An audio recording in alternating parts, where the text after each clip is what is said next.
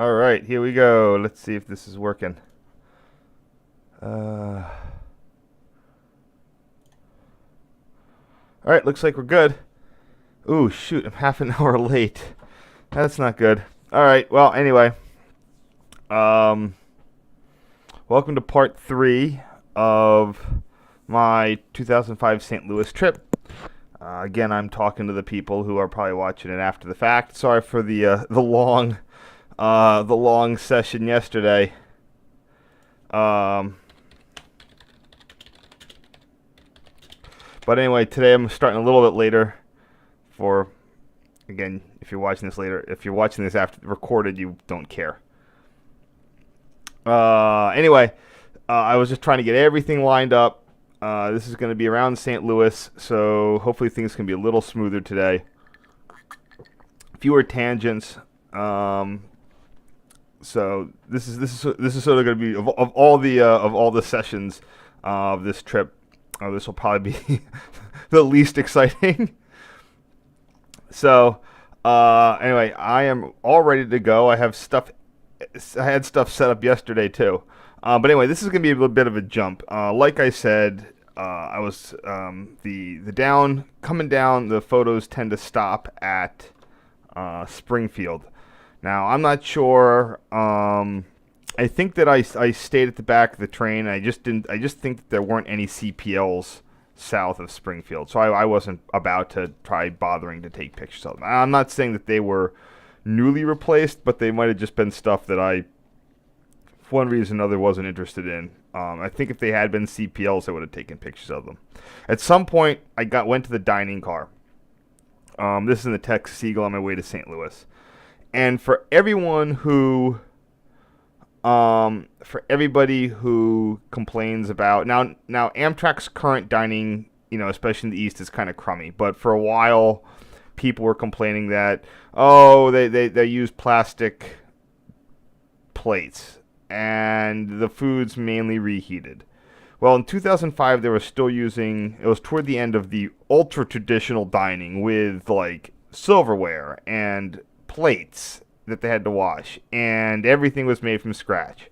And the food was fine, but it took forever. And no trip was like this than made it more clear than this one, where I got in the dining car at about, ample time before St. Louis. And I think that I got served. I was dinners instead of nowadays with the more simplified stuff. You get in, you get your food within like 15 minutes. You eat, you're probably out definitely within an hour, if not 40 minutes. I was waiting for an hour before the food hit, and we were pulling out of Alton. I remember I'm getting off in St. Louis, before I got my food, and I think I finished just as the train was starting to head up over the St. Louis, the municipal bridge there. So it cut it close, and it wasn't for me. It wasn't for me scheduling a bad time. So the old dining service took forever, and I don't defend it as much as other people did, simply because it's more convenient. Anyway, I was in St. Louis to see my girlfriend. We had she had flown out to see her family. She had family all over the place there. So the southern Illinois. And her grandma lived on the St. Louis Metro Rail, which is a light rail line connecting Scott Air Force Base in southern Illinois with the St. Louis Lambert International Airport in Missouri. And for all the places that this line didn't, it's only one line, but it went pretty much everywhere we needed it to.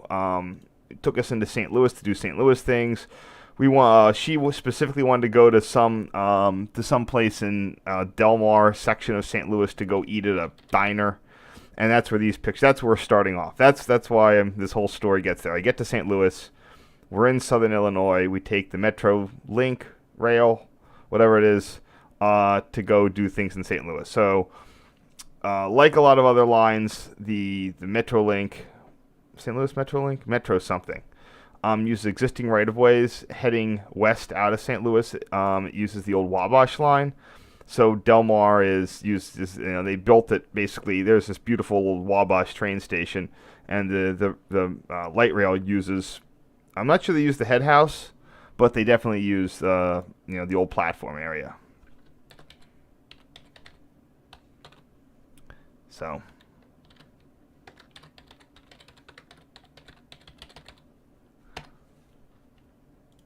that's what that pretty old station is.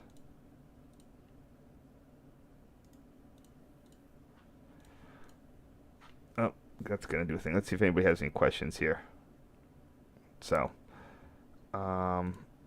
forgot to warm up the hard drive. There we go.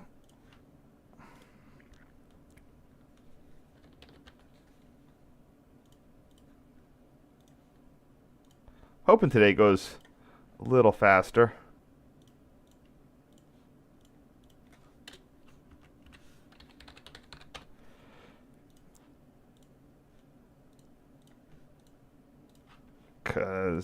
So anyway, here we have the I really need to see what the where is it? There it is. I already had this pulled up. It is Metrolink, because that they're always called something like that.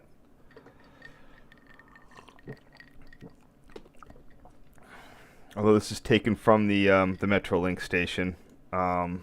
It's the rear of the Wabash station. You can see how integrated they are. I mean, well, kind of integrated. The Wabash station is clearly, I think, like it's some sort of law office or something, and they've used to have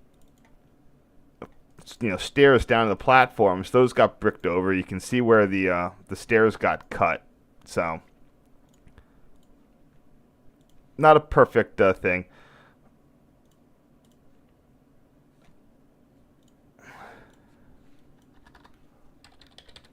One neat bit about the modern light rail systems is they're not afraid to have, they can have this sort of self-service passenger style where you can like walk across the tracks, unlike a lot of the heavy rail systems you see these days,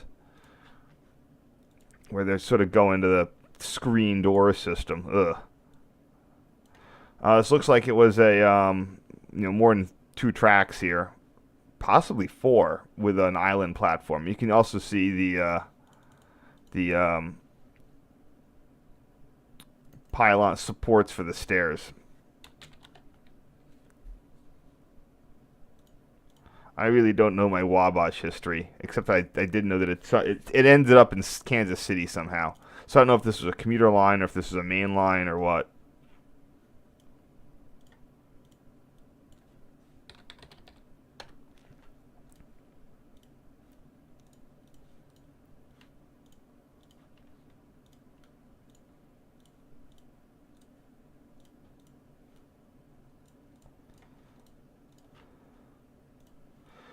And I'm pretty sure this is Delmar Loop. So I suspect they're using the same equipment. I think this light rail line went in the 90s. It's a nice line. Pretty sure it used proof of payment. This is number 2010. Not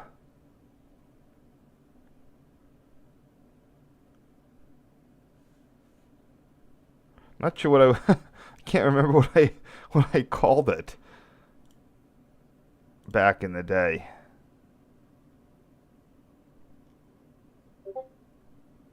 I just called it Metrolink, but that's what the whatever is. I was gonna go with ML.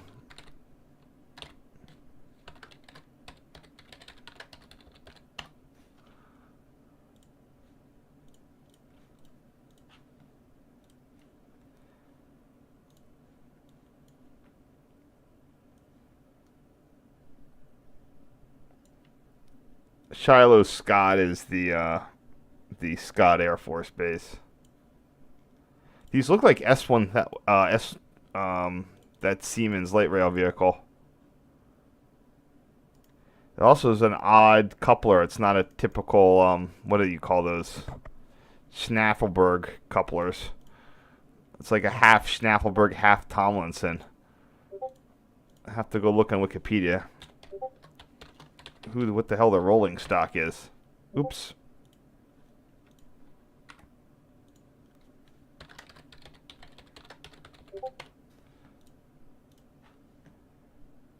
have a Wikipedia page up.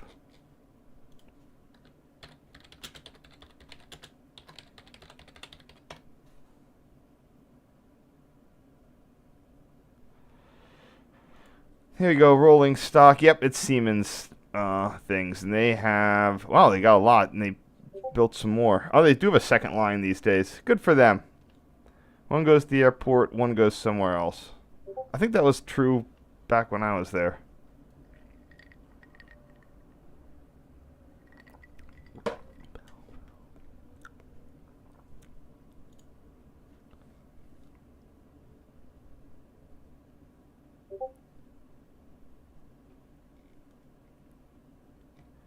Probably gonna have to be getting some new equipment at some point soon. Anyway, moving on. Jeez. Now I'm paranoid about the screen going black. Yeah, most light rail systems do it. It's just nice. It's nice in this day of threats of platform screen doors all over the place on metros that you know, a lot of brand new systems have. I was at the RTD in Denver, and that's really good about, you know, it's a commuter rail, and that's really good about, you know, having grade cross, you know, like user worked crossings to get on there. Anyway, we're gonna cut here to after we effectively went out to this one diner to get pancakes or something. They were good, but I might actually be mistaking it for other diners that other people have taken me to in other places to get pancakes. It's always the same. The diner in Boston to get bacon pancakes. A diner in, you know, the Adirondacks to get banana pancakes. So anyway, do a quick overview here. St. Louis. There's St. Louis, the major way across the, oh shoot, I forgot to open up a PDF. The major river crossings are the ones north, called the Merchants Bridge, and the ones south, now it's called the MacArthur Bridge, it used to be called the Municipal Bridge. Both of these are owned by the St. Louis Terminal Railroaders Association. It's like a Conrail shared assets. To allow, that's like joint operation, so any railroad can sort of cross. So those are the two major railroad crossings in the St. Louis area. There's also the Metrolink uses the Eds Bridge, which is the original bridge over the Mississippi. It's still standing, and that's a neat thing. They were able to use that. That was like an early steam. You know, it was like one of those things they had to close it when railroads got too heavy. Anyway, the neat bit is the big thing in St. Louis. St. Louis, like Chicago, but maybe a little bit more, was the big east to west crossing point. And these sort of alphabet soup. If you weren't taking if you weren't going to Chicago to catch the Super Chief or one of those CBQ trains like the Zephyr, a lot of the trains would cross. A lot of the east-west traffic would go straight to St. Louis, and then that's where you do your handoff. Your New York Central, Penn. They did everything, B&O, everybody had St. Louis stuff. And that's kind of the fastest way to go east to west. And the station design reflected it. The Union Station's still there. It's kind of used a little bit. I'll get into that. And it was just this gigantic stub-end terminal with a very complex sort of double Y interlocking arrangement with everything just sort of everything fanning in from the east and everything fanning in from the west, and that's where you'd go in. Then they'd do all this, all your sleepers, your east-west sleepers would get shuffled around with you still in them overnight, and then the next day you'd depart. And Amtrak no longer uses the station. It's an entertainment, shopping, something venue. It also has a whole bunch of private car storage.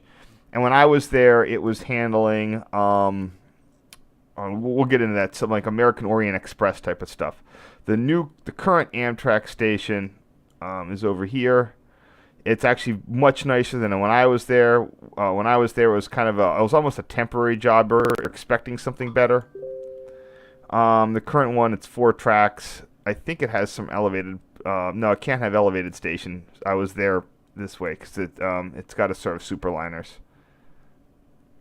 Yeah, there's the old temporary station from 2004 to 2008. That was terrible. There was the transfer from the Metrolink involved getting off and walking down a really gnarly alley. Actually, yeah, they didn't have this Metrolink Civics. If it was there, the Amtrak station wasn't there. You had to get off at Union Station and I think walk down. Sort of weird. Okay, anyway. So they've also, the train shed is a structure. You'll see it's a structure, but they have preserved most of the fixtures, like these signal bridges.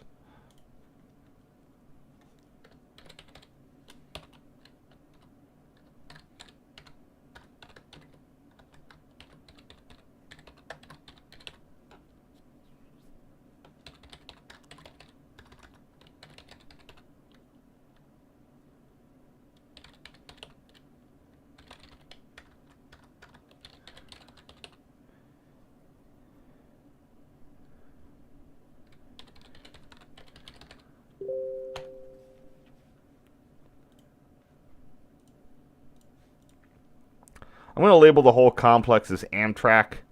Again, my lack of... Is this something I'm going to need to try to stitch? I don't know if I want to.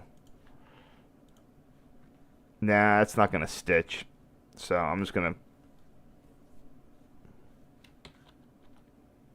You can see how wide this train shed is. Unlike the Reading one, which usually has records for width, this was not a single span. It was not. You can see it has internal structure.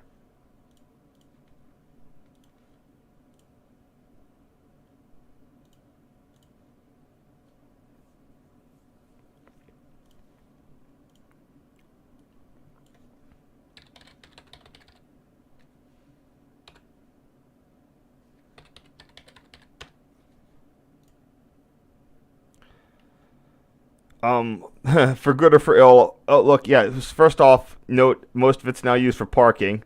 Second off, there's a Hard Rock Cafe. The presence of a Hard Rock Cafe should explain what this is used for. Note there's a Hard Rock Cafe, or was a Hard Rock Cafe, built into Reading Terminal in Philly. So I guess they like old train sheds.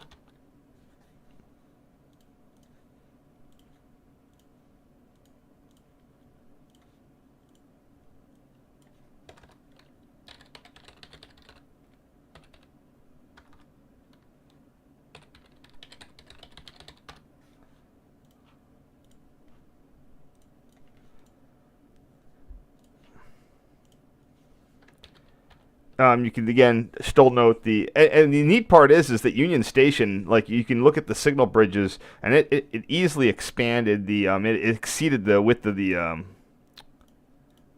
train shed there. Where is it? Oh, maybe not. It looked like it did. Yeah, they had to build some extra tracks on those sides.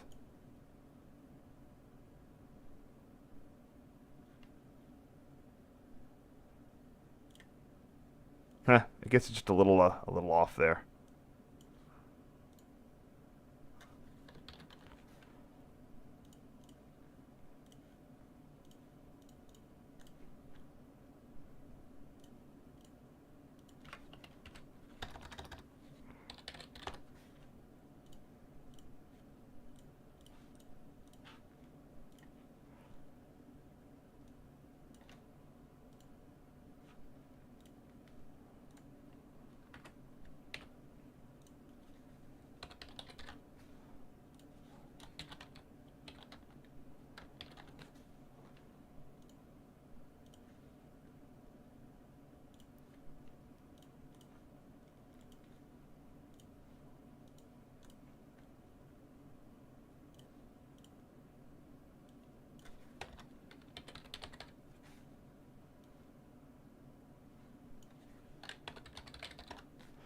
Sorry, just getting these down here.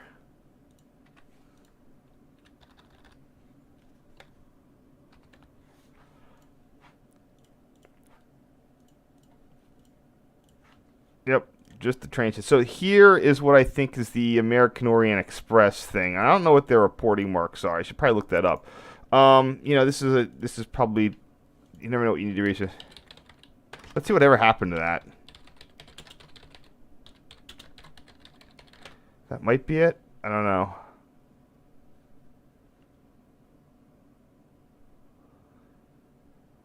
Uh, 1989, 2008, full dome, passenger train. Hmm.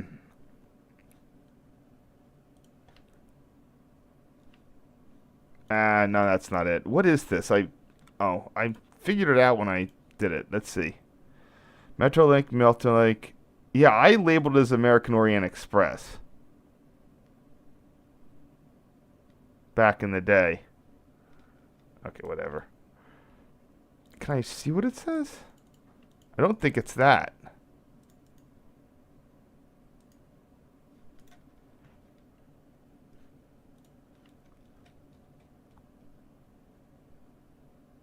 For some reason, I didn't think to bother to take a picture of the side of the coaches.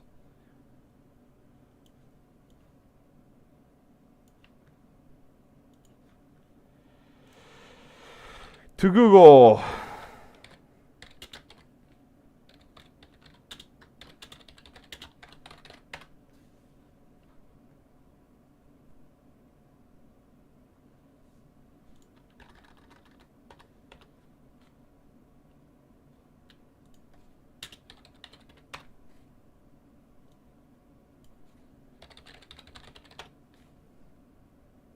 SLCC number 1010. There we go. It is.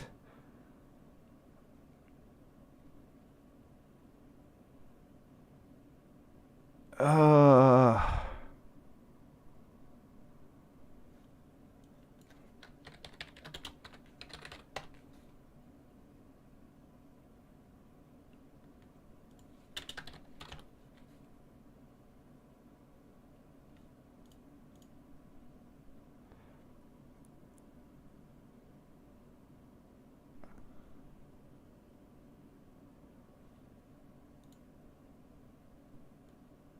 Rail Cruise America. There you go.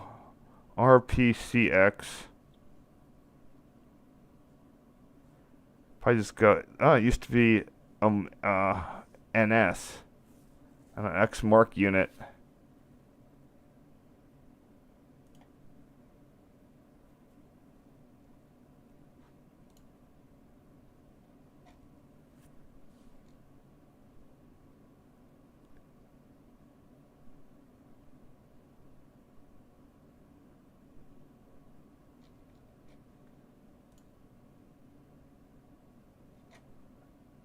Oh, would you look at that? These were bought and became the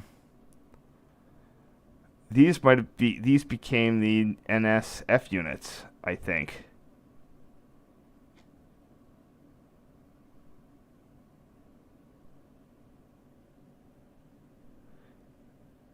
Wow, how things like change over time. These were B&O and then were bought by Mark and then became this Rail Cruise America thing.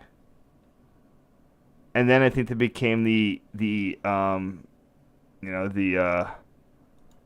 NSF units, and then they became now they're Reading and Northern. Oh wow! Let's see what the other one was.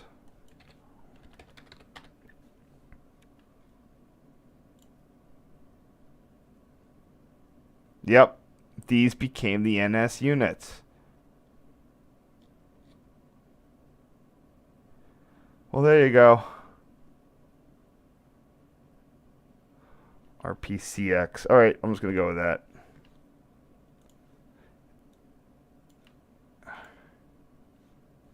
See, back in the day, I just labeled them as American Orient Express because I thought that it looked fancy enough to be that. So the other irony is if it wasn't for COVID, I would have I was booked on the first Reading and Northern trip that was going to go from Reading to Scranton, pulled by these. Now, they canceled that. I got a weird voucher. They've been running these on their regular service that I'm just completely uninterested in. RPCX 1010. St. Louis. This is a thing that St. Louis does offer. When I say that, like, St. Louis has always sort of attracted this rail cruise thing because it has access to the west, and it has, at least before Denver's Union Station really got built out, it had this substantial ability to house private cars, private engines. It's almost unlike if you're starting in Chicago, you're going to be paying through the nose to get serviced out of that Amtrak facility. The St. Louis Union Station was a very rare sort of private rail terminal near Amtrak, but not beholden or billed by Amtrak. I took a surprising number of photos in this place, and I feel like I wasted a bunch of them. So here we have the SLCC. All right, I'm going to go with SLCC to make it whatever. SLCC. I wonder what that stands for.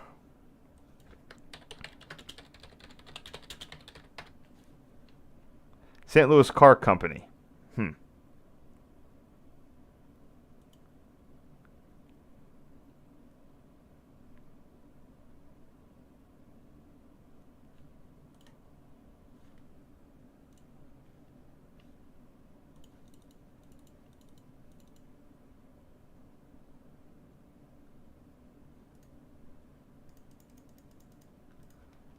I'll go back with the RPCX. So again, I don't know. There are a ton. So another thing that you have at St. Louis is Gateway Rail Services, which is the private car doer upper in the United States. It's right across the river in East St. Louis, and anything that they suck up everything that gets sort of discarded within reason, and they just have this giant yard full of old passenger equipment. Some of it's nicely done, some of it's just a shell, and for between $30,000 and $200,000, you can get a rail car. Scrap value of a rail car is only in around $20,000-$30,000. The appointments will run you depending how much you want. You can get a decent one for about $50 to $100. They're about the same cost as a boat. They're not that expensive to buy. They're expensive to maintain because if your truck goes bad, if you get a hot box, you're going to get left by the side of the railroad in Nebraska, and that's a 5-figure repair right there, probably a $50,000 repair job. So you can buy these things, but if anything goes wrong in them, you're screwed. It's just like buying an old, like a vintage Mercedes or a supercar. You can get it for $10,000, but your first oil change is going to exceed the value of the car.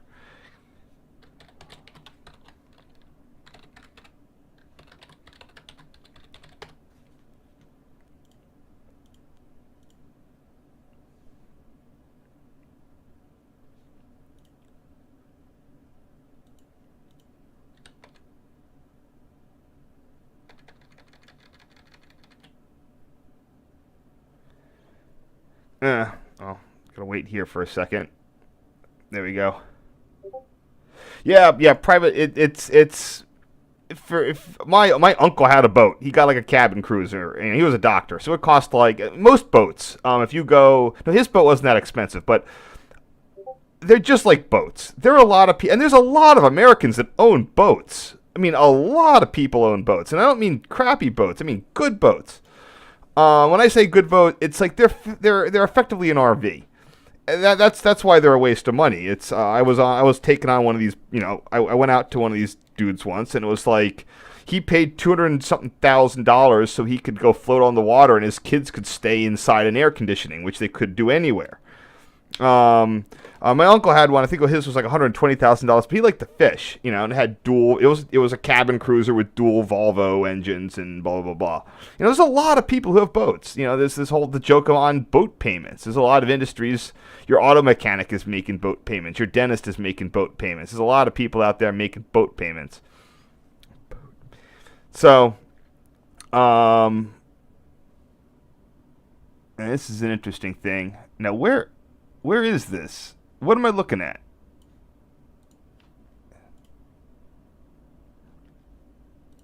So anyway, rail cars only cost about the same amount as a boat, but the repairs is what get you. Just like buying an old what is it? Where'd that go? Oh, that's right. Just like buying an old Ferrari. Come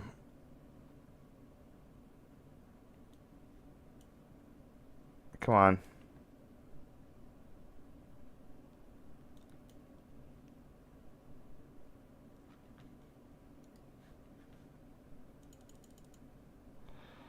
Okay, looks like that's where there are some additional signal bridges out underneath that highway overpass. But again, it's they've kept them up. So where's that building? Okay, it would be right under there, the old powerhouse, it looks like.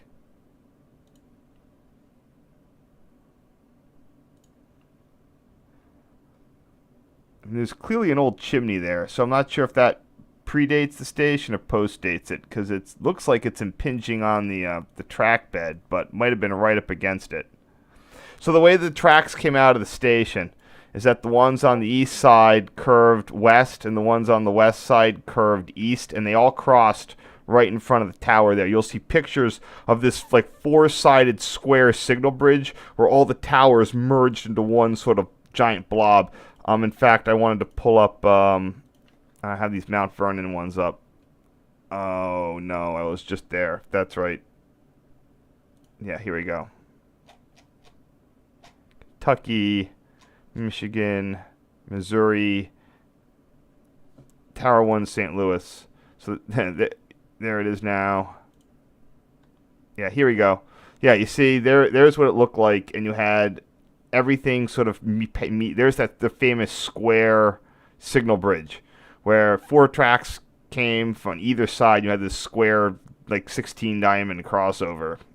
Very, very, super crazy. And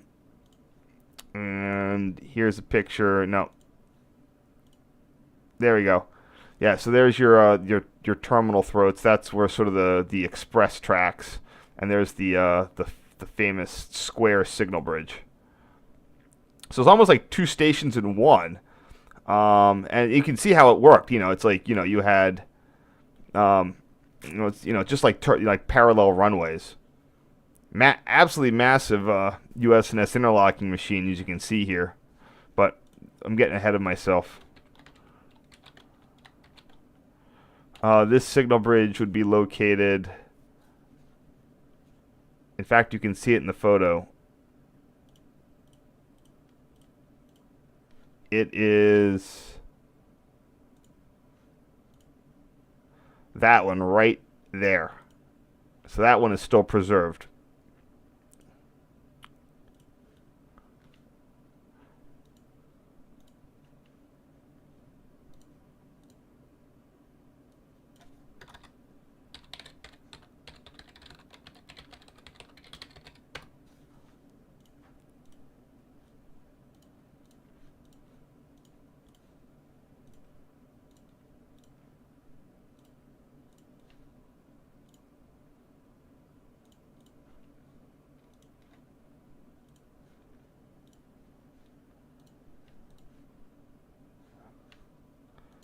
Sorry, 1 second. Just saving this.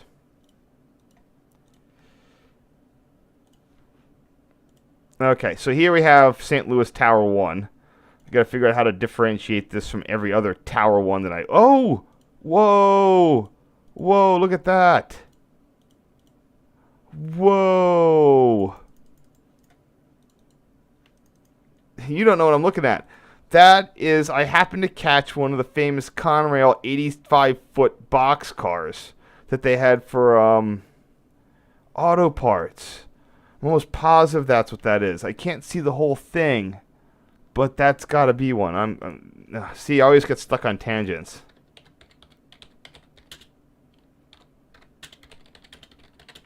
Maybe it's 60 foot.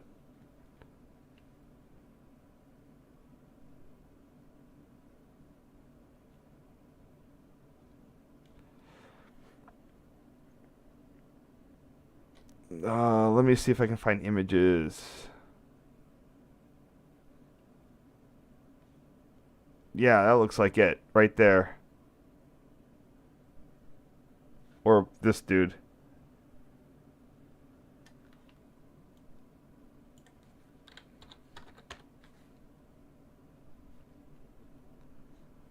I wish there was more on this than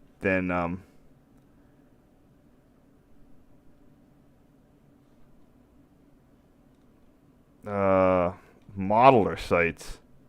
I don't know how to identify these as what they are, but you can sort of see them. Yeah, Conrail had these giant 86-foot high cubic capacity auto parts box cars that they had. You can tell by those giant double doors. And here in 2005, I'm not sure if that train is parked or moving, but I managed to catch one just going past Tower 1 there, which is pretty cool. There's a website that covers those. I just can't find it right now. Anyway. I don't think I knew what this tower was called back then, so I probably didn't label it right. See, the problem is there's a Tower 1 in Boston, but it's not really there anymore, so I don't have any pictures of it.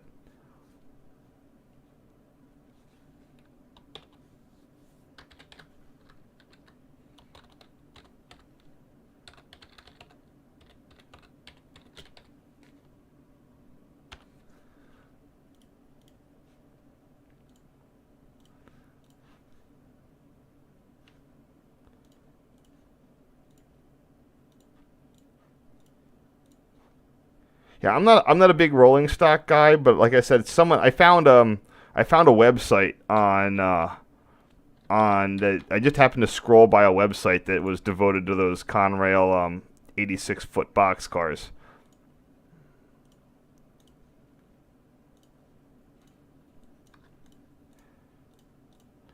As you can see, the tower is not in great condition.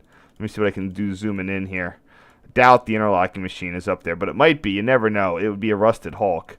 There's definitely some stuff in the relay room, and we'll get around to that in a second. Make sure. Oops, cancel. There we go.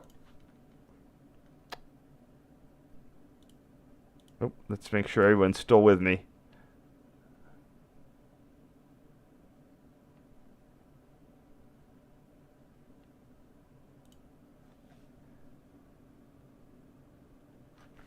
Yep. See, you gotta have a sharp eye for things.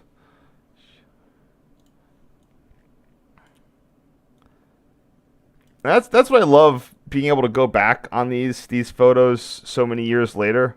That I can catch a lot of stuff that I wasn't really aware of back when I was getting started in this.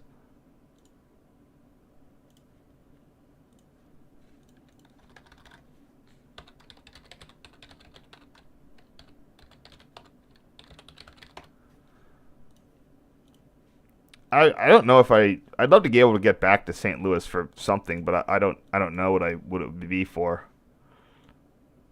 Yeah, they're not moving back there. They're just parked. I don't even. I clearly went out there to take pictures of the tower. I don't know where. I mean, my girlfriend had to have been with me. God, I remember so little about this trip. I mean, I remember parts of this trip, but I don't remember. I don't remember the girlfriend parts that much.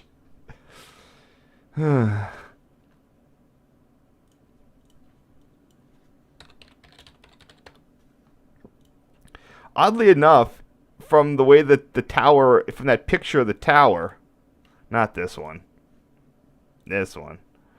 It's clear like that's the front of the tower, but the other side had the bay window. So what's the front?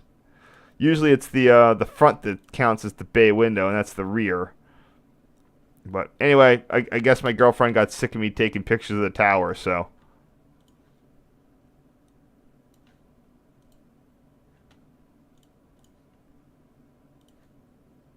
I couldn't really get in there, but if I went back, I'd probably be a little bolder.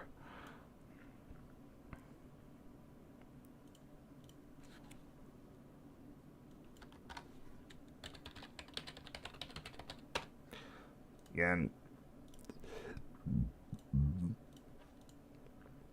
this is where the panorama function on your phones really comes in handy.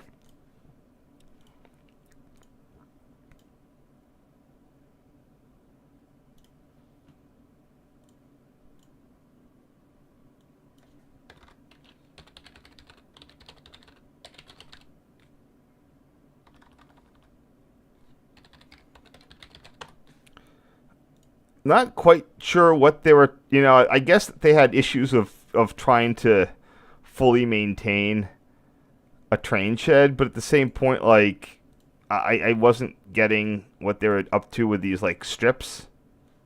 These strips of things. Like, why would you have strips of the roofing? Maybe for rigidity?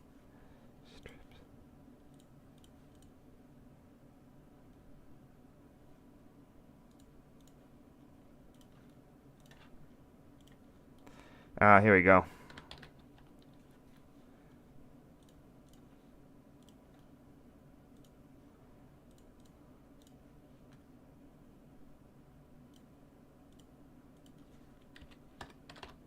See, I didn't know those NS F7s or F9s were only purchased in the mid 2000s. Wow, I thought that they were something that NS just found under the carpet somewhere.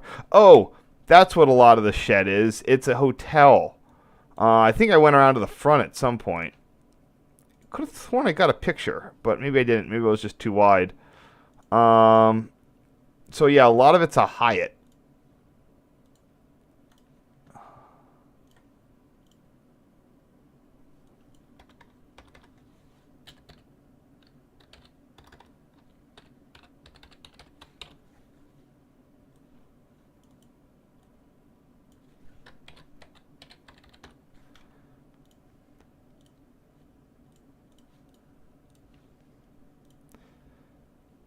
There's your internal entertainment center. Oh, it's a Hooters. Whoa, it's a ginormous Hooters.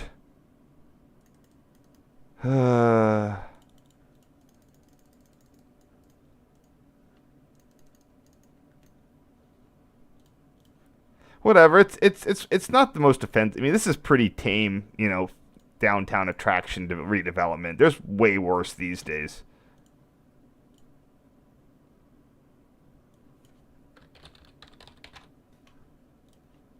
So you might be noticing what those people are sort of standing there.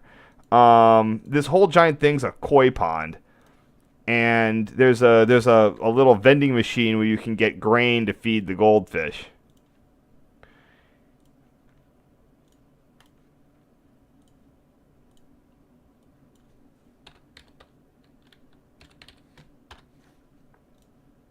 And that's definitely something that, when I was a kid, there was a couple of those places wherever I went where they would have the fish or feeding geese or whatever. That always stuck with me. So, I can't. It's kind of a very shrewd move for your family attraction to have something like that.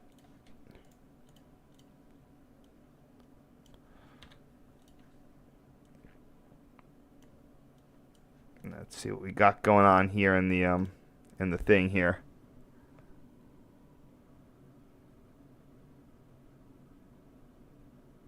Yeah, they're not really skylights. They're just open air. You're under there and you'll get rained on.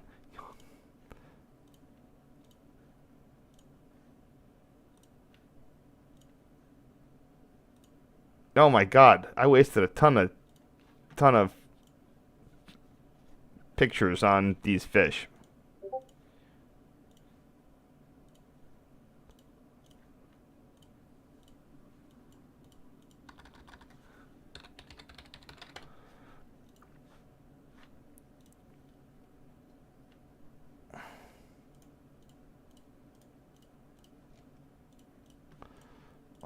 The good news is I can speed through it, and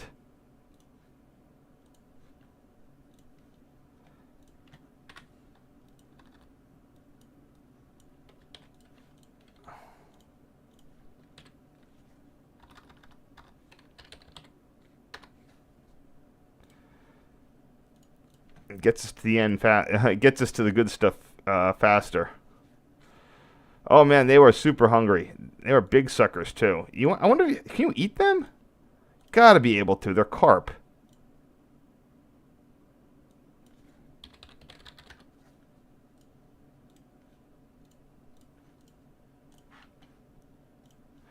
Okay, this is cool. Well, it's not. It isn't. It is both is and isn't cool. This is a simple approach signal to an interlocking on what used to be. So I had these pictures. At some point, we left. We rented a car, drove out to see her family. She had family in Mount Vernon, Illinois, and then in south of that, near some lake. And I had these pictures of this searchlight distance signal, and probably something I shouldn't have wasted a whole bunch of memory space on. But I have no idea where this stuff was. Like, where was this? All I knew was in Mount Vernon. And one of the pictures gave me. I'll show you in a second. Had hints that these were. Well, I'll pull it up first.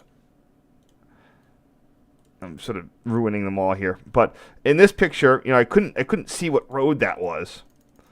But there's a diamond yellow sign for a speed restriction and app, and that means it's CSX. So I'm going through CSX stuff, and I couldn't find anything going through Mount Vernon. Fortunately, I actually, and a lot of my CSX timetables, the newer ones, are in searchable PDFs. They're just like the non-image ones. But my 2005 ones are searchable, and it has the St. Louis sub, which was an old L&N line that went to St. Louis. This was, in 2005, it was leased to a short line. That's why that doesn't appear in my 2008 timetables. So once I was before I even got here, I think I just looked up. I knew it was CSX. I did find in the timetables, but I found an Illinois government railroad map that I was able to zoom in on and find the CSX line that sort of went through there. It was labeled CSX, but not much. But this would have solved the problem. And anyway, I was able to zoom in. It's like here's Mount Vernon, and then it's like, well, there's the CSX line. I just followed it out of town to the first crossing, and surprise, surprise, there you go. So this is a location I had no recollection where it was, but with it, besides Mount Vernon, but just with those two hints in the photo, I knew it was CSX, and then I went to the documents. Now, I'm not sure if I walked to her family's house was somewhere up there. I think we drove by, and I had her stop the car, and I got out. Another interesting thing about this St. Louis sub, I'd always seen on John Roma's site references to a tower there. Not really a tower, but like a cabin or something in a yard office. And in this 2005 timetable, it does make note. It was at the downtown Diamond. The Diamond in Mount Vernon, remotely controlled by operator at Mount Vernon. So in 2005, it's clear, according to CSX, there was still an operator position. And before I got on, one of the things that was taking up my time is I did go downtown, and there's this odd double diamond with sort of an odd signaling arrangement, and I'm pretty sure that the operator would have been in the Union Pacific crew base. This is the C&EI line I mentioned, Chicago and Eastern Illinois. That's Union Pacific bought that mainly to get a nice double track route from St. Louis up to Chicago. Well, I'm not sure if UP bought it. I think it was a Mopac purchase. Anyway, I won't get into. I'm still trying to find out the fate of Mount Vernon Tower. Which actually brings up another thing.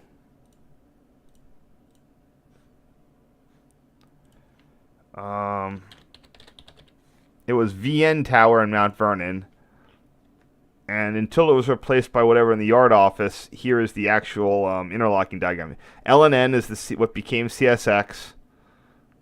CNEI is what got bought by Mopac, and the Southern was in the mix. So, anyway, that's the sort of things you figure out. That means I can label this as, if I have odd distance, not in generally non-signal territory, I'll usually just attach them to the interlocking that they're protecting. And that way, when I'm doing a file search, it'll come up. I'm gonna chop off more of this. I don't need all this tree gunk. There we go.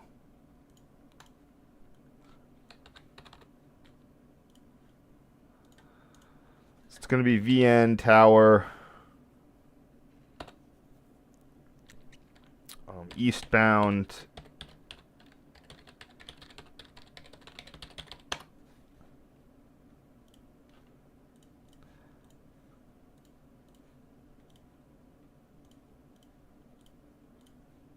and that should do it up. Yep. So like I said, and I think, and it's the other part is that the if you saw on the Google Street View, all of this had been painted, so at least it's being maintained. It's sort of it's a glorified fixed bulb, but I'll take what I can get.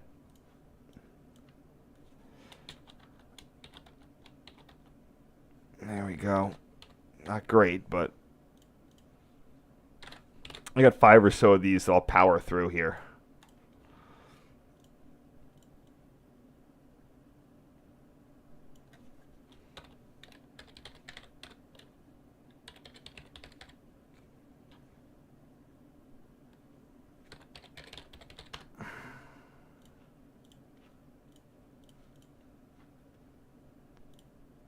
Oops.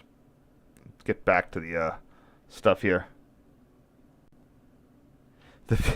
Yeah, you see, I did go through here and filter out pictures I took. There were a bunch, about a bunch of photos of her uncle's house, her family's house, her granddad's house, a turtle in a pond. That stuff I filtered, but the koi pond is kind of an integrated part of Union Station, so I figured that it has a valid rail purpose.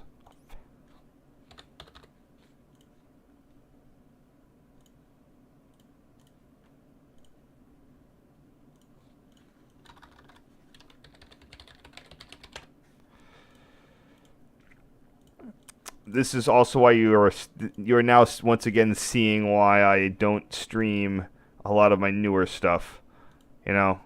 700 signal photos that I don't have a lot. It's going to be a lot of dead air. So this is again sort of the birth of me getting into a lot of signal stuff. Really shouldn't have. The reason I did take these photos was because I knew there was a tower listed in Mount Vernon, and I figured that this might, since I couldn't, I really should have tried to go down there and see it. I think I mentioned it to her. Yeah, don't need to resize this one.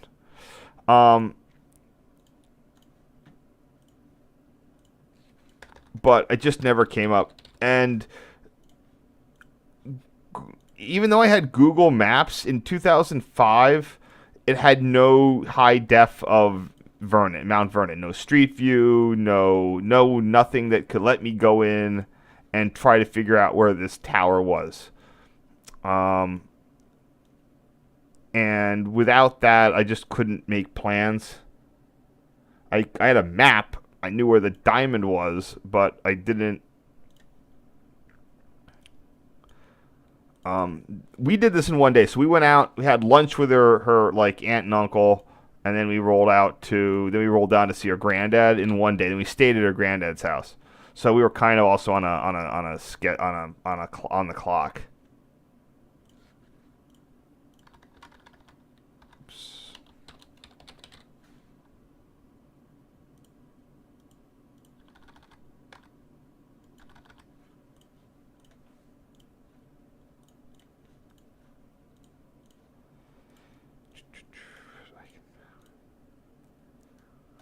But I can power through these.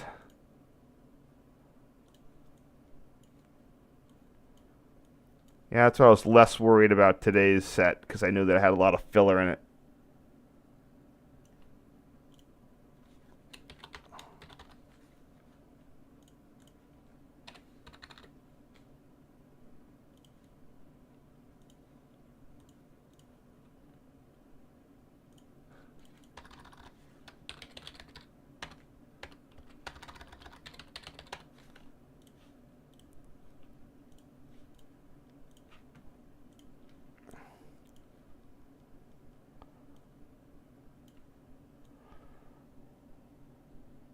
For anyone coming in, I'm here. I'm still here. Just trying to get this done. The good stuff consists of a lot of neat Amtrak. After this, we're going to get pretty much to the station.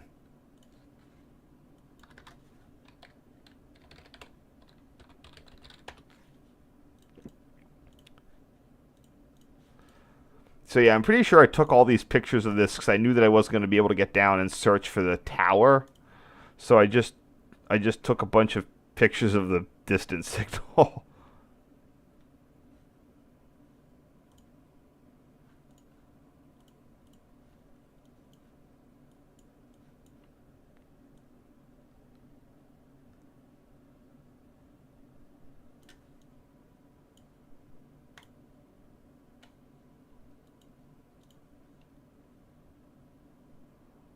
Okay.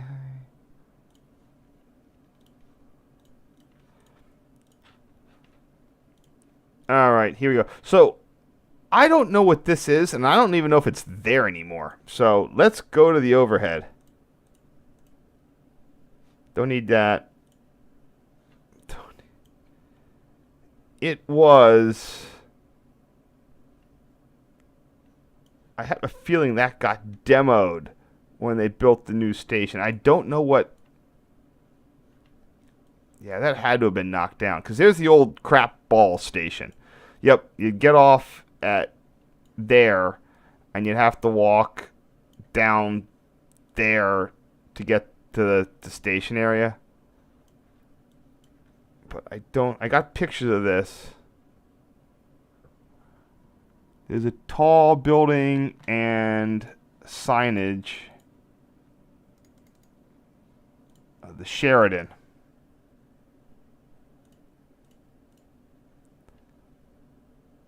So there's the Sheridan. St. Louis Center City Hotel and whatever. Yeah, that's the Sheridan. So what I was taking a picture of had to have been there's that stuff somewhere in there, and I don't know what this was. It's like some sort of auxiliary tower. Yeah, it looks like an interlocking tower. I just don't know what it's about.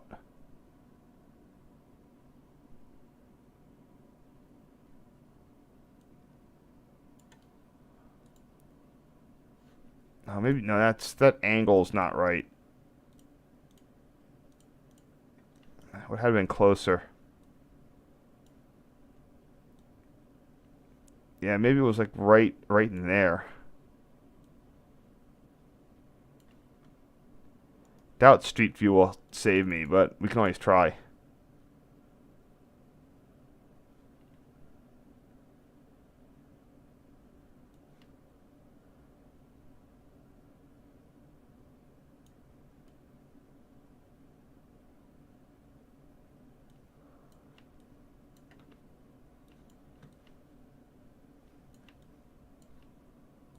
How far back in time can I go? 2007?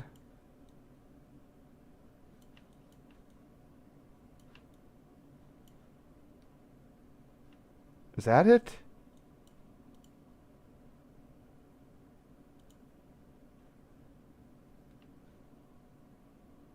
Yeah, this station's been here a while, and it looks like whatever that tower was, it got constructed on pretty early. 2012.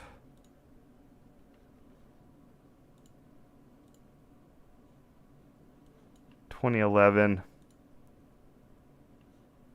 2007.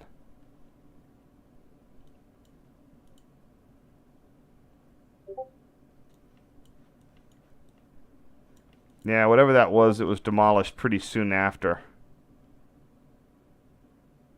Oh well. Can always. I don't want to spend too much time on this, but I can always try looking at the Missouri towers. St. Louis Tower 1.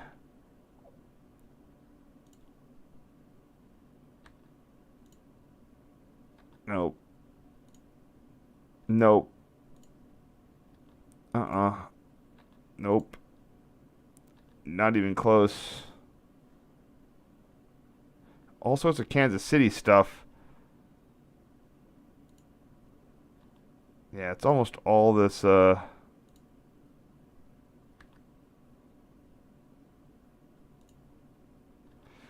was gonna call it, I'll just call it Tower 2. I don't know what it is.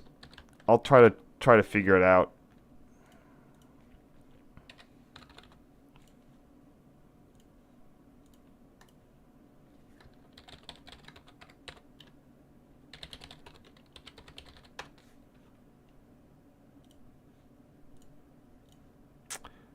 Let's probably see if anybody has any questions.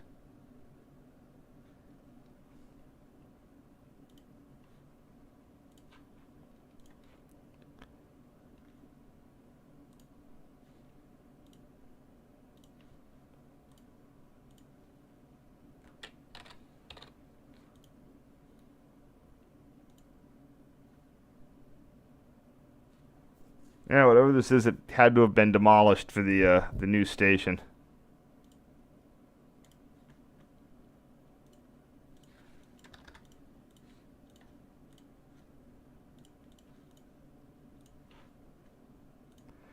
Oh, we're done with another set.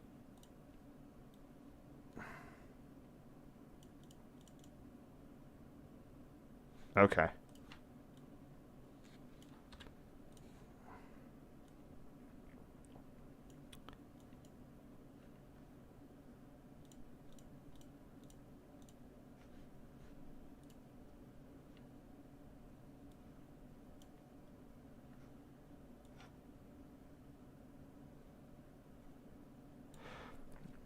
One interesting thing that I've occasionally seen in Google Maps is where like something gets closed, over time, and you can still like ghost through it. If you go set it to an appropriate year, because the Street View car traversed a road that has since been closed or removed.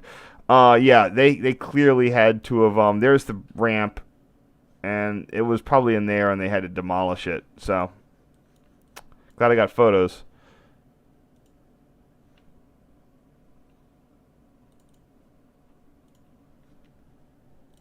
All right.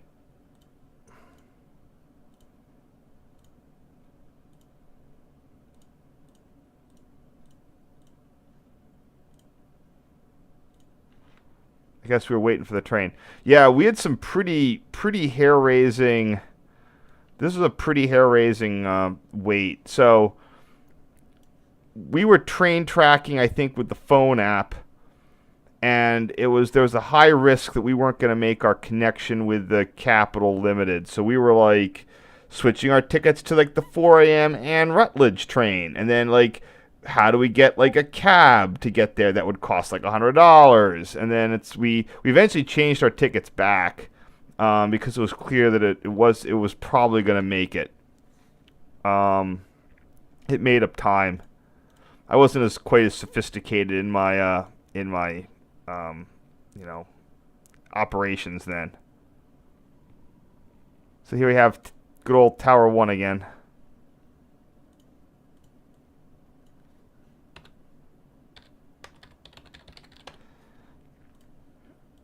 So eventually we took my girlfriend and I took the coach, went back to Chicago via coach, because it was just pretty much a day trip. She liked that. She had no problem. The seats are huge. She was asleep.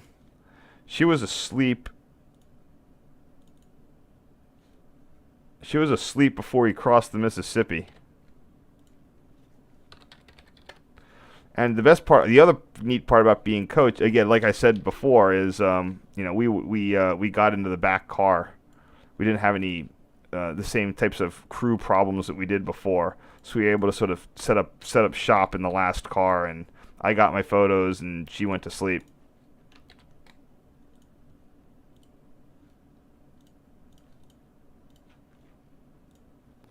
Here we go. Here's the Texas Eagle coming in.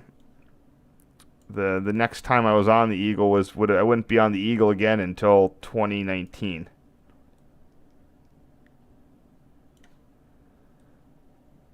Of course, that was going in the opposite direction. And this was going to be.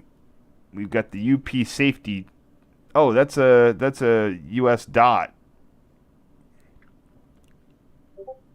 T2000. Cool.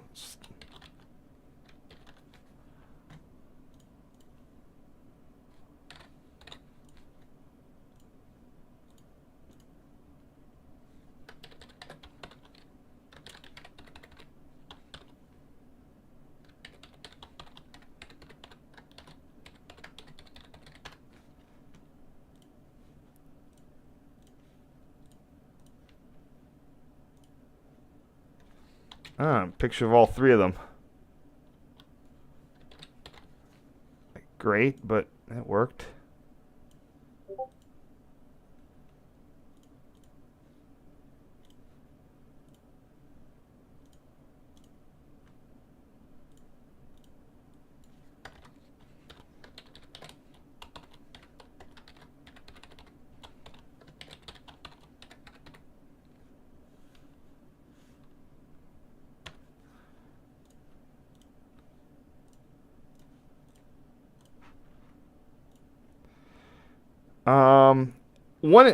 This is a lot of people today. I mean, for good or for ill, the Eagle, and it looks like it's been for some time, seems to be okay running with a single engine, which is interesting because after HEP losses, oh man, my camera had an issue with flash.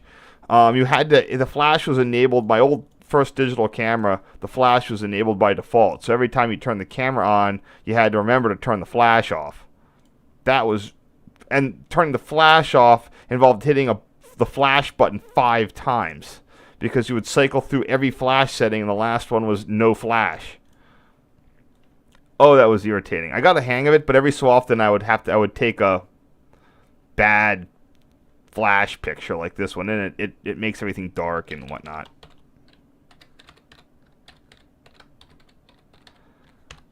But anyway, like I said, even today the Eagle is run with a single engine. There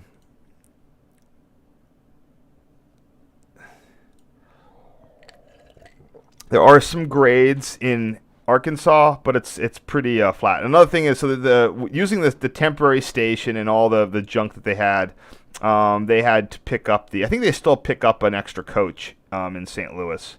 So they have to go in and do a backup move. That always takes forever. Dropping it off going out is easy. Oh, let me get the number on that. And this would be 3 something 5. I think 31 something 5. The question is, what train number is the Texas Eagle? 20 something, I think.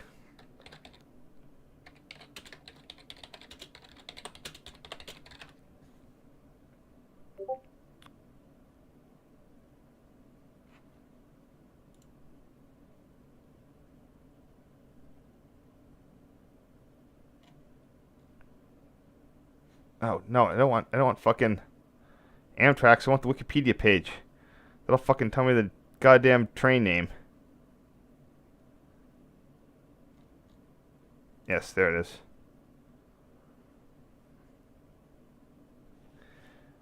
Oh, I just want the number. Oh, it is 2122. There we go. So going out, it would be 21. So this would be train 22.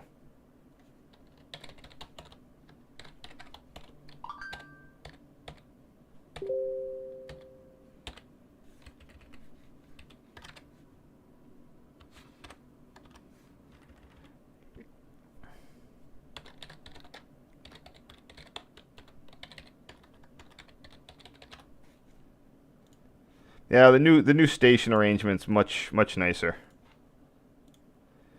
Um, I guess this pulled out when we were there.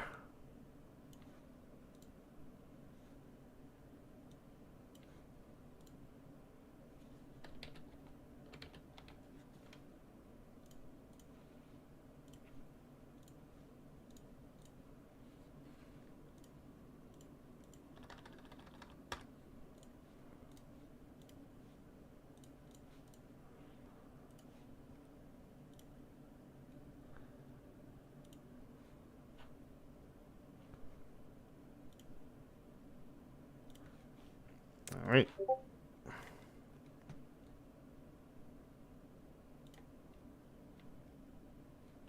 Now we are heading out. Oh, huh. Look at that. I failed to get appropriate searchlight photos. Um, this is Garriott Street or Garrio Street. 2581.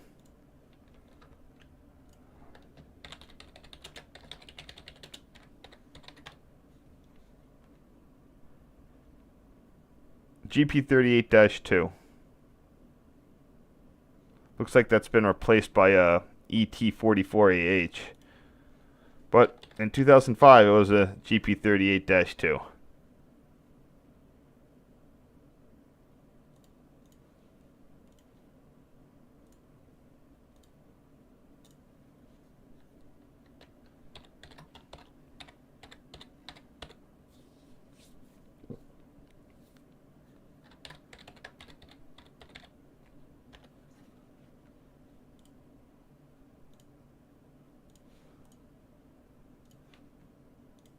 Now here's where I have to. I'm pretty sure this is Garrio Street, but this is where I failed to prep, and I got to pull up my TRA timetable.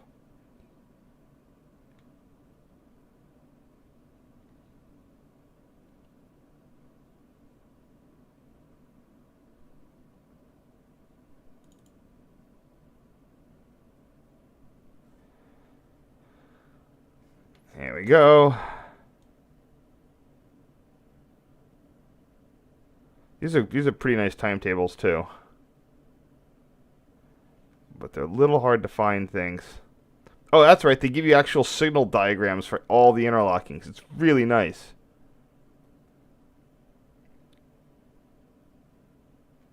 Because all the interlockings are mad complicated.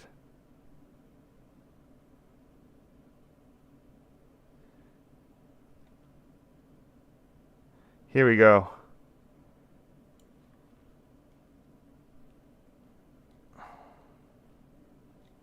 Merchants Bridge.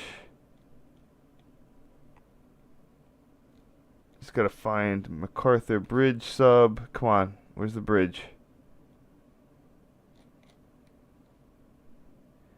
Here it is.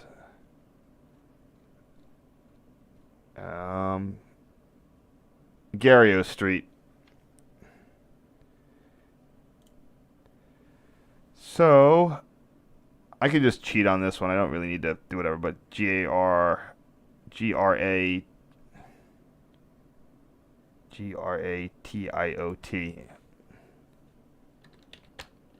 Yeah, I don't know what I would have called this back in the day. I didn't have a TRA diagram.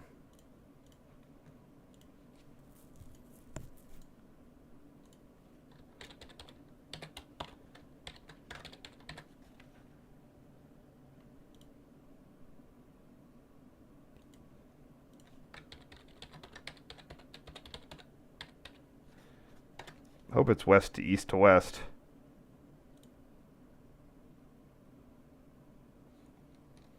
North.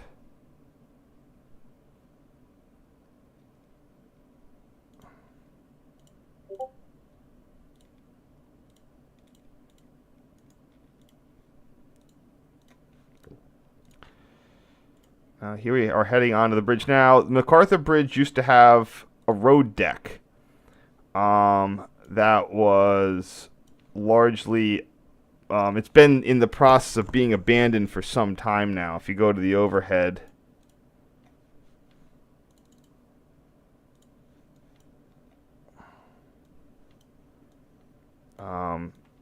there's your Gario Street. That's the junction between what goes downtown and along the river. And here we have...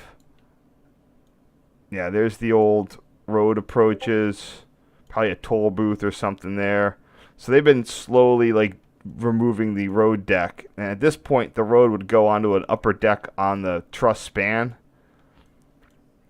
And then...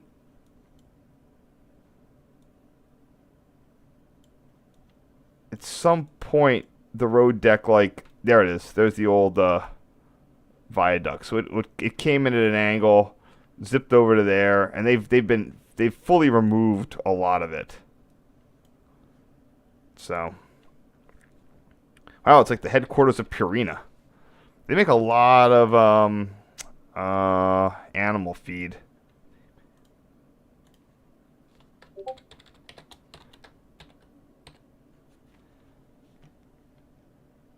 I don't know how to spell them. Arthur and MacArthur. A-R-T. Okay.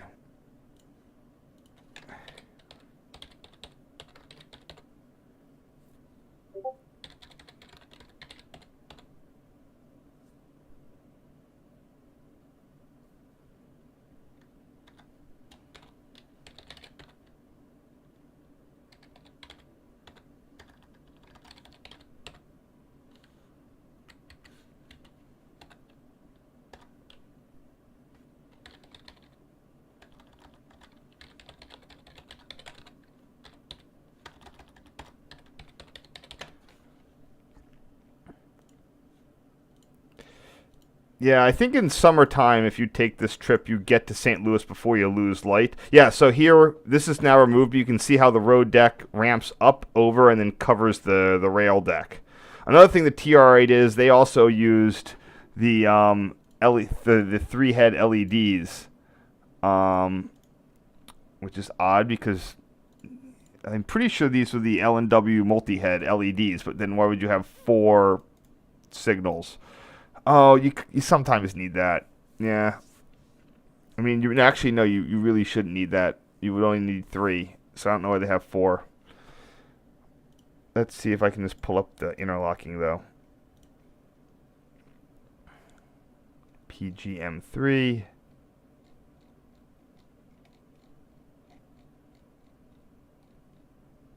Page M2. Page M3.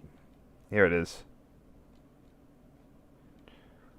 That is your 24, and maybe the 4th head was for restricting, like a lunar. Oh, they would have to have a special lunar lamp if they have lunar restricting. So first, what page am I on? I'm on page 29. Let's check if they have the signal rules. I don't see them. All right, that explains it. They would need an extra lamp if they need to display restricting, because the 3-color LEDs would be red, yellow, green. So they would have 3 for 3 red, yellow, greens, and then they'd need a 4th for a lunar. So that would explain it. Okay, so this is... that makes my job super easy. I guess it's just MacArthur Bridge interlocking. The whole bridge was... pretty much the whole bridge was one interlocking. 24, 21, and 26. Okay.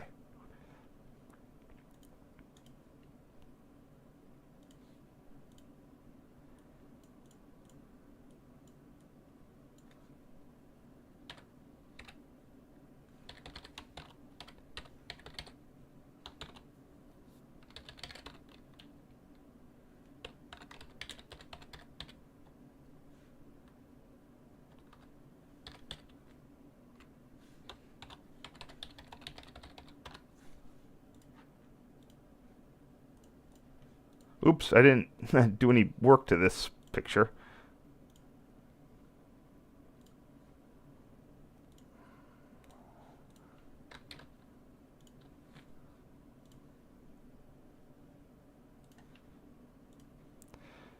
Oh, hey, that was something that I didn't get a good picture of. While we were waiting on the bridge, a Sperry Doodlebug went by. And I screwed that up somehow. Really beefy bridge. This was built in like the 30s, so it wasn't. It's it's got a lot of eye bars, but this bridge was built for the long haul.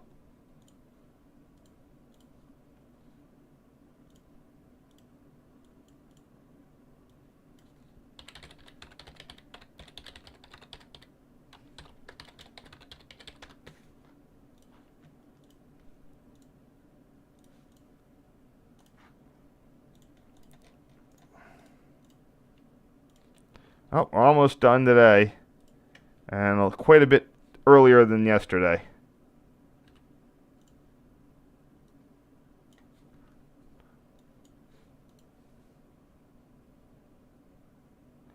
So we're gonna wrap up just past Lennox Tower. Now tomorrow we're gonna be in for a really long one, unless I can find some way to speed it up. Oh, got. Interestingly enough, despite going to St. Louis, I did not go to the St. Louis Arch. In fact, we didn't even go to the park, didn't walk around it, didn't do anything with it. This is the only picture I have of the St. Louis Arch.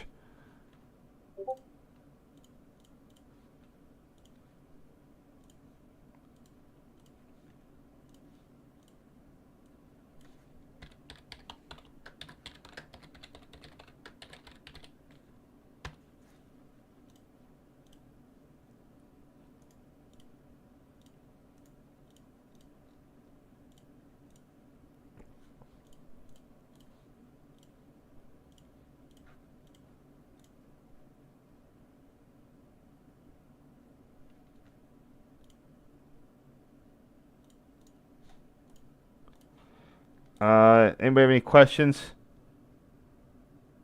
Oh, a lot of Alton. It's basically the whole Alton back up to Chicago. The last day is going to be CSX, Baltimore and Ohio Main Line stuff. There we go. So here we can see the progress of the bridge deck removal. They were literally cutting it off, So it wasn't a structural member. I guess that reduces load weight. They can put more train traffic on it. That's a shame. It was those neat old. Like it's one of those things of like it was the road bridge across. It's like a road bridge before road bridges really got like modern and safe. So, I mean, oh, sorry. That's the West End as it exists today. But, it's like, it's very narrow with sudden curves.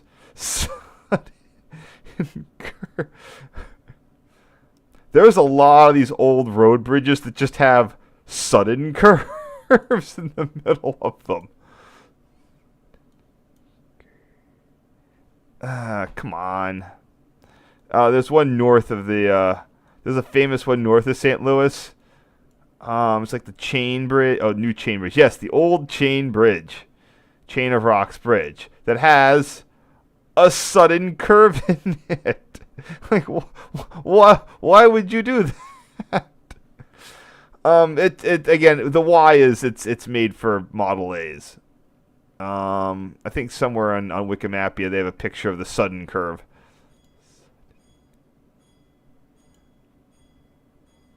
Oh, these aren't coming up very much. All right, whatever.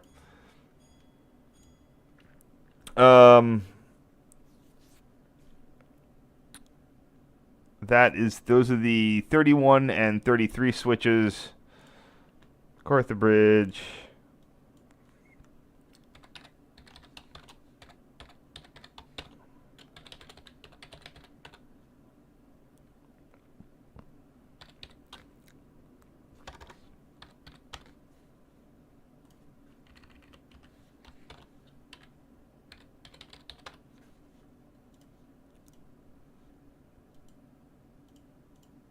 Yeah, for years that abandoned road deck was just sort of stuck on the bridge. Yeah, here we can see the road deck removal process. And that is going to be the 30 signal. Man, that's convenient. Yeah, there's a lot of also this. There is a capacity has clearly come down the bridge. It used to be all like double track stuff, and now less so. Yeah, these are now awful, like Darth Vader hood, mini hood things. And when I took it last March, I just lost light about 15, 20 minutes before the bridge crossing. So I was unable to get any photos of them.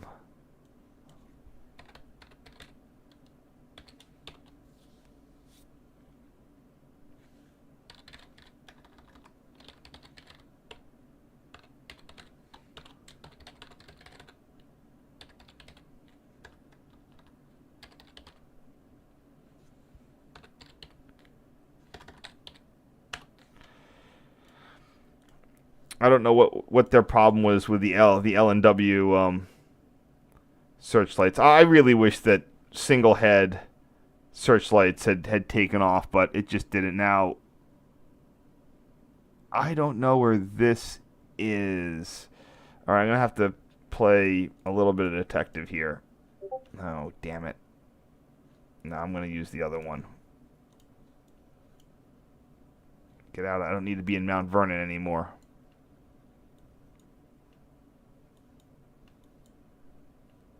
Come on. Jeez, how hard is it to find St. Louis? All right, we turn off there. We go down the ramp. Down the ramp.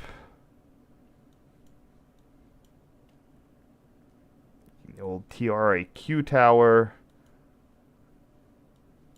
Something else. Bridge Junction. There it is.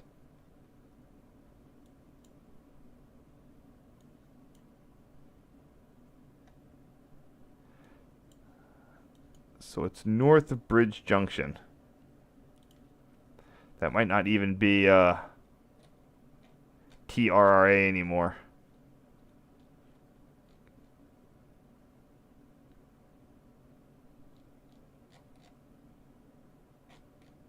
I saw it earlier. I mentioned it.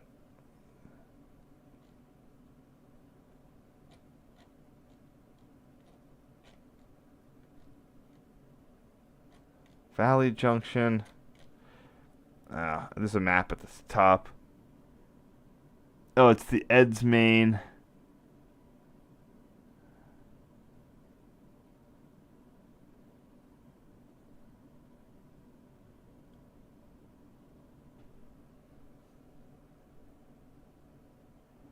Gotta go to page 15.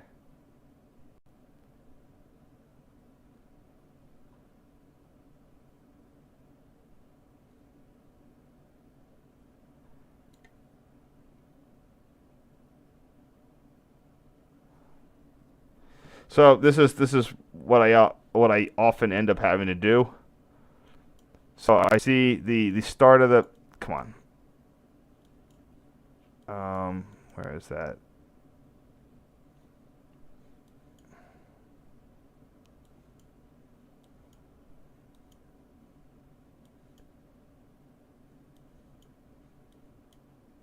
Okay, so it's north of Bridge Junction. So it's looks like it's on the Union Pacific line.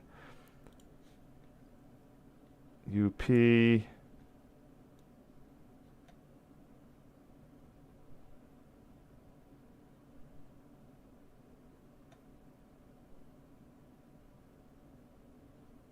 Louis area, right? Yeah.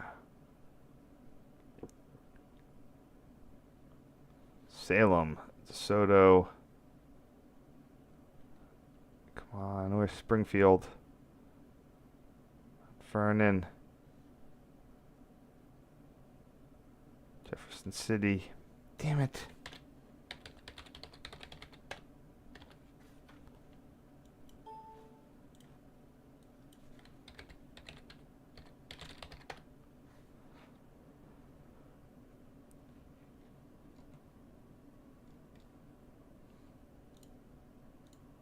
There it is. Springfield Sub, Venice, WR Tower.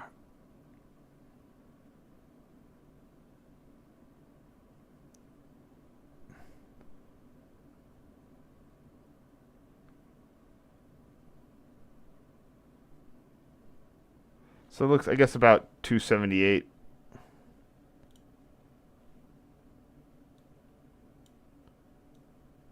That's just some railroad bridge over everything.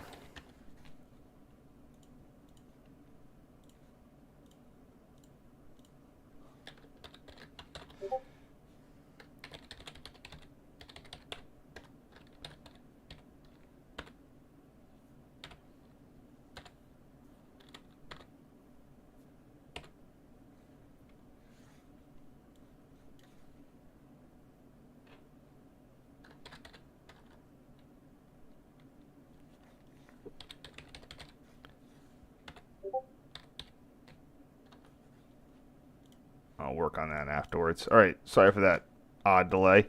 This is WR. This should be WR Tower in Granite City. That's probably been that old steel mill. Looks like it's being in the process of being demolished. WR is a TRRA interlocking. It's sort of it goes between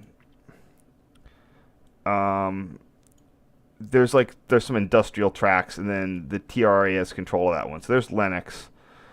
WR had this really neat interlocking. I've seen pictures inside of this really crusty old interlocking machine that eventually was eventually torn down.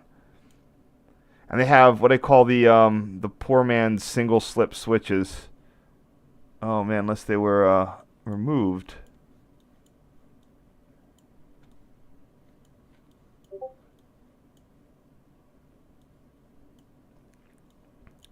Because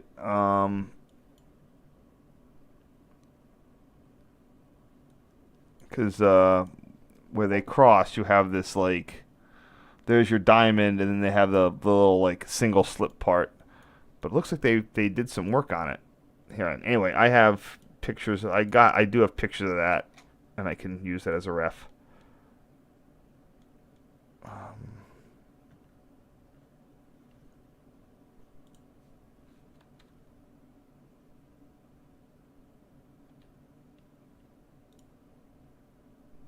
Okay, that was like that before.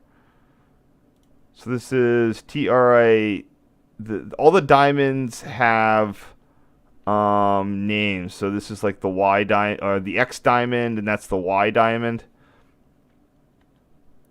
So looking at this picture, that would be the W diamond. I just need to go to my thing here.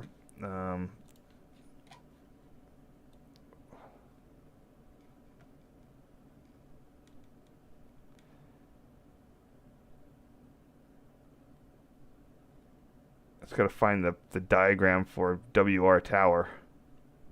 There it is. Yeah, see, Y, X, W diamonds. The TRA has tracks like this is the UP, this KS, it's like three different railroads all running side by side, and then the TRA comes in has an industrial, sort of industrial track splitting or coming in across them, but they control the whole interlocking. So this would be the W diamond plus the 11 switch, which is the same thing I had, just going the opposite direction.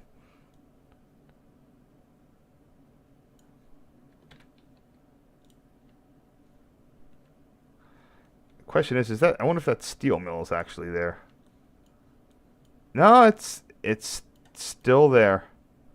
This is Granite City, Illinois. Yeah, that's General Steel. That's the old General Steel castings plant. Everything you see, that little crown with a G in it, that's General Steel castings. They were, while their logo is on a lot of stuff, they don't exist anymore. But they cast everything, like every steam locomotive wheel. That's all truck frames. Those all came out of General Steel castings here in St. Louis. Or I think they had a bunch of plants. There's one in Columbus. Columbus It's now like Buckeye castings, but they use all the General Steel castings designs from 50 years ago, so they still have the General Steel castings stuff in it.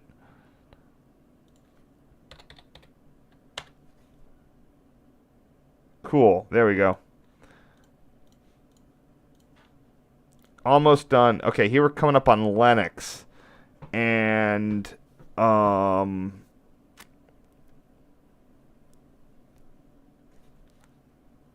I know what's his name?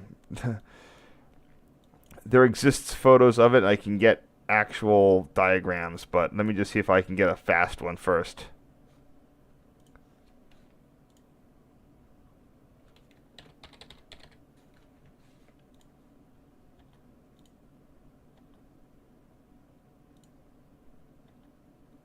Here's the diagram. Lennox is that really strange thing where you have why is a New York Central Tower being run? Why is it being run by the Union Pacific? And they said that's because whoever UP or Mopac or whatever bought the old New York Central line to reach the C and EI. Or they had C and EI had trackage rights to get to St. Louis. So when the New York Central abandoned the line in favor of the Pensy route, it reverted to Mopac and then eventually Union Pacific. So that is the 49 signal at Lennox.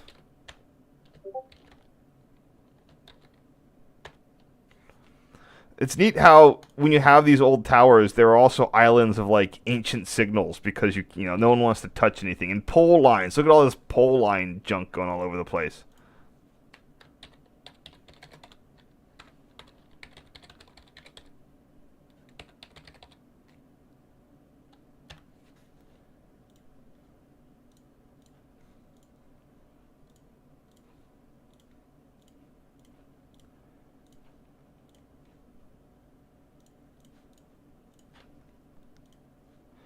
There's good old my shot of Lennox Tower. This I'm pretty sure I using as my and that just closed. That just closed just about when I went through in 2009, it had just been closed. I think it was in November of 2018 was when it closed, and I went through in March of 2019. Just missed it. I mean, I didn't miss it here. I mean, I was clearly saw it once, but I missed getting another round with better better cameras.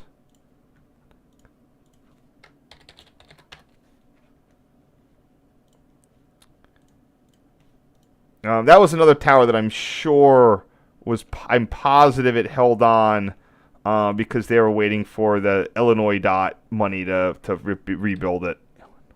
And I'm almost sure they got it. A very rare single slip switch. And by the way, it's clear that the slip part of this is rarely used, but when I went back, it was totally shiny. And there's my Lennox diagram. That is the 40, 39, 41 single slip. If it was a Union switch and signal, it would just need two levers. But because it's GRS, each of those switches, point machines are on a separate lever.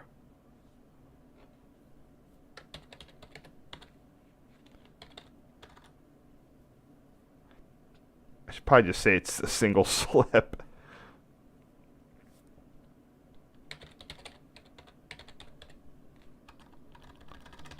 I can just find out what the original thing is. I'm almost done here. Just getting delayed a little bit.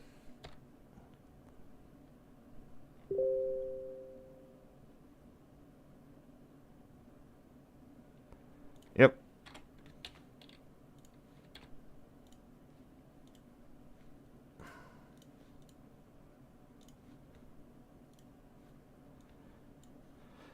And here we have the tower, and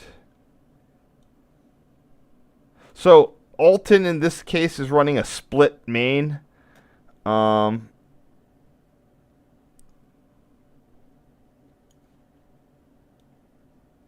there's two tracks, kind of, but they're split, and there might be a weird trackage rights thing going on. According, let's see what the Union Pacific timetable does show two tracks. Okay. But it's labeled as Kansas City Southern, which I'm not surprised, but that would explain some things as well.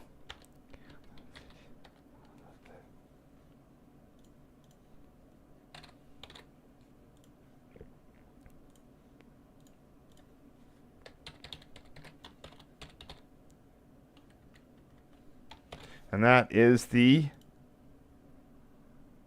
12 signal.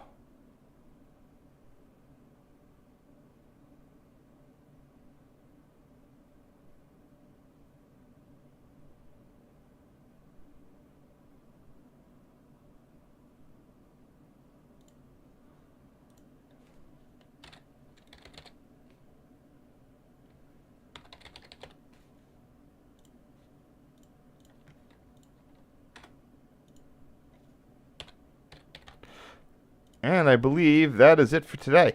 Well, anyway, thank you guys very much. Let me see if there's any stuff here.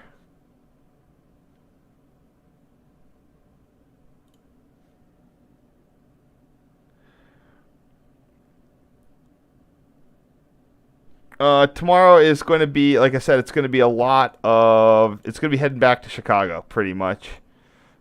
Stream 4. It's going to have 64 photos. Today's was 57. Today's weekend we were under, we did it pretty quick. It's a lot of the CPLs. Oh, it's also going to have Chicago line stuff. Some hand throw. We got some stuff at WAN, which also was recently resignaled. It's a potpourri. So Alton CPLs followed by coming into Chicago through Corwith and 21st Street and Brighton Park again. And then Chicago Terminal, and then heading back out on the Capital Limited with rear photos on that. So there we go. A lot of stuff. I'm going to call it quits. Have a great day. See you tomorrow. I'll try to get it started a little earlier. Thanks for watching. Fewer people than yesterday, it looks like, but I guess maybe it's just because it's a Monday instead of a Sunday. And I'll cut it there. All right. Let's see. I've forgotten how to do this. There it goes.